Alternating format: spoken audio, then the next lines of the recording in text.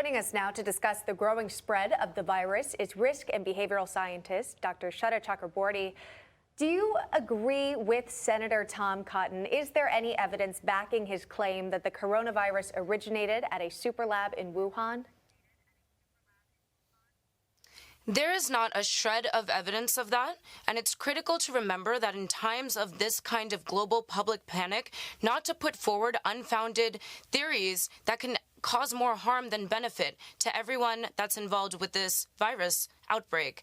And so we know as epidemiologists, as a science community, as academics who are on top of this virus, who are understanding its genome sequencing and therefore how it could not possibly have been made in a lab or artificially manipulated, that the reality of how this particular strain of coronavirus originated is most likely, and once we will look back and conclude for certainty, most likely it originated in animals, most likely bats, which then made the jump into humans, mutated, and then human-to-human transmission began. So that because this virus, this strain belongs to a class of coronaviruses that we have known and we have studied for a long time, it is most likely that we will confirm that this is exactly the source of how this virus began.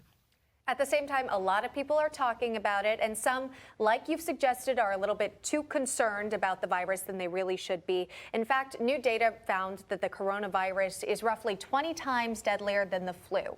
So is this data even relevant? Is it true, and should we be concerned? We absolutely need to take seriously its transmission and mortality rate.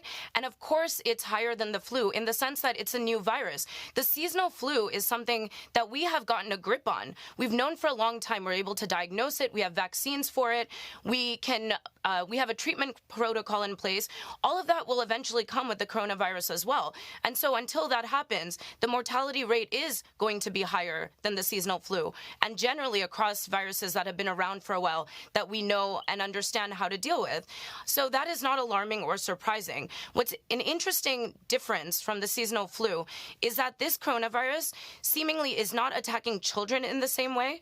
It tends to really be more towards older populations, those that have compromised immune systems, those that are more vulnerable because of underlying disease states, and the number of people that have died are primarily over the age of 60. So let's keep that distinction in mind, and let's also remember that there is a seasonal difference as well. We understand that the seasonal flu, has a time period that it prefers. It prefers colder winter months, and that's because perhaps people are indoors more, they're interacting more. We don't know if that's true yet for this coronavirus. The reason for that is it's emerging, it might persist, and might go away and then come back again. So it's really critical that we pay attention and we observe how this virus moves through populations, moves through communities, so we can better track and then design the way we handle and deal with it going forward. At the same time, we've now seen a lot of quarantines take place, specifically on cruise ships. I want to bring up the Diamond Princess cruise ship, where passengers have been quarantined for days and weeks.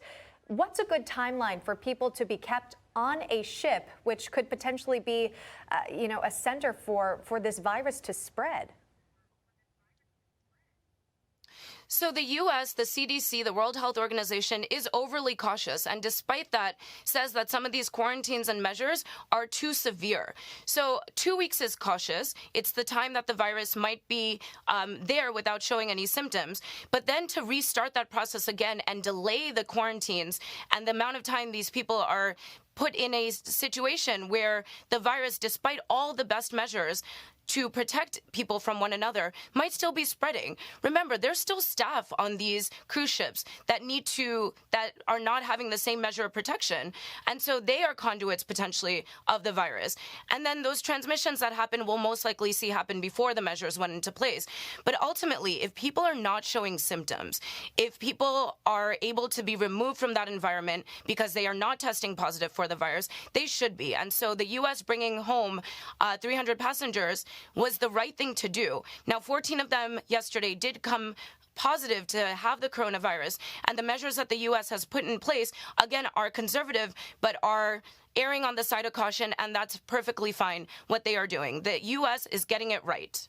Okay, very helpful to separate fact from fiction there. She's risk and behavioral scientist, Dr. Chakraborty. Thanks for joining us.